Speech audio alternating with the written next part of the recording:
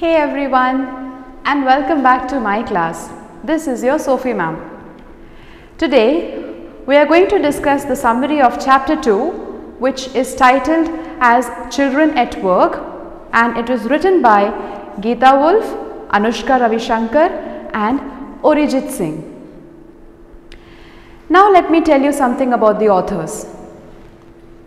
Geeta Wolf, born on 1956, is an Indian author, publisher and curator, and she is one of the founders of the Indian published house Tara Books.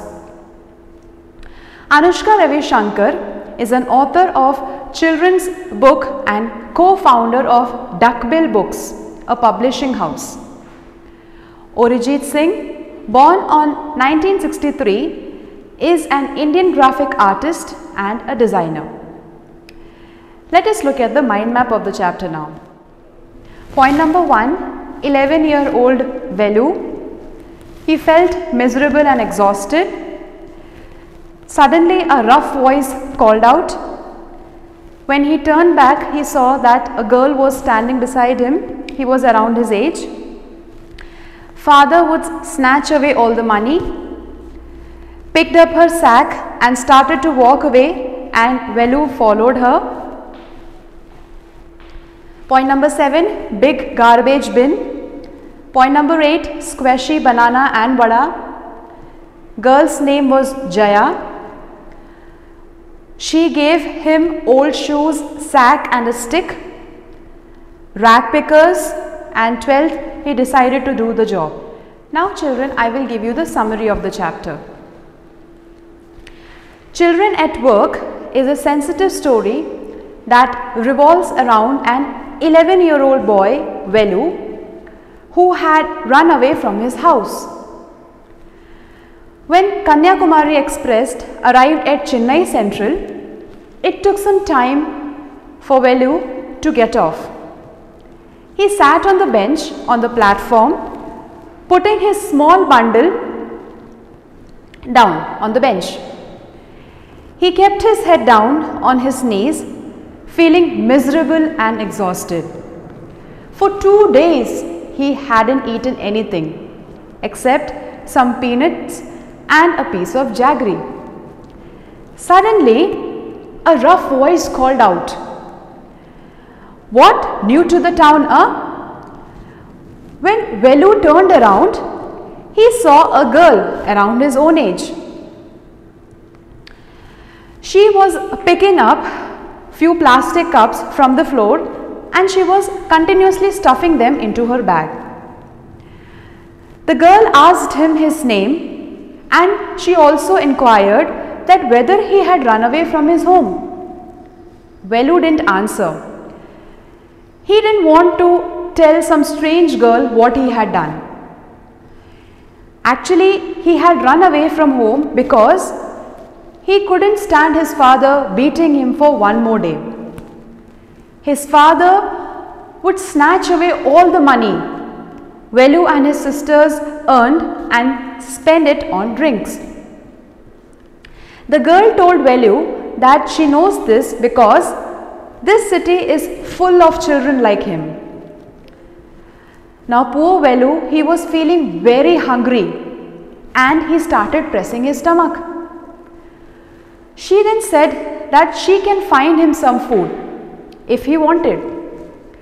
She then picked up her sack and started to walk away. Velu thought for a while and then he decided to follow her. Velu followed his friend through the crowded cities to a big building and then asked her that what was she carrying in her bag. She then told him that she was carrying things, bottles and some papers. Velu started wondering that what was she doing with them. Then they stopped in front of a big garbage bin which was overflowing with rubbish. The girl picked up a squashy banana and held it over to Velu and told him that it was his food. Velu was shocked and he told the girl that he only takes untouched food. The girl now threw him a vada. Velu looked at it with distaste. She said to him to better eat what you get until you have your own money. Velu hesitated at first, but then he gulped down the banana and the vada. She then picked up a couple of bottles from the heap and threw it into her sack, and then she started to walk off. Velu panicked and he ran after her. He asked her name and she replied that her name is Jaya.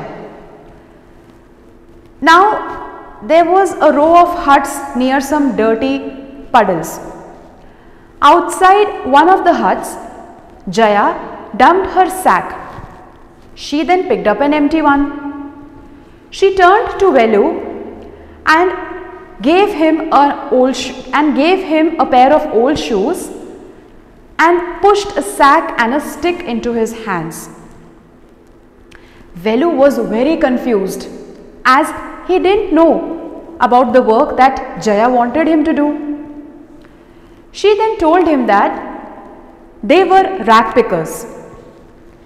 They collected papers and plastics, etc., and sold it to Jam Bazar Jaggu. Velu didn't move. He hadn't run away and come to this new place to dig through the garbage bins. Velu started scratching his head and then decided that he would do it for now till he finds a better job. My dear students, I hope you all understood the story. I will be back again soon. Till then, take care.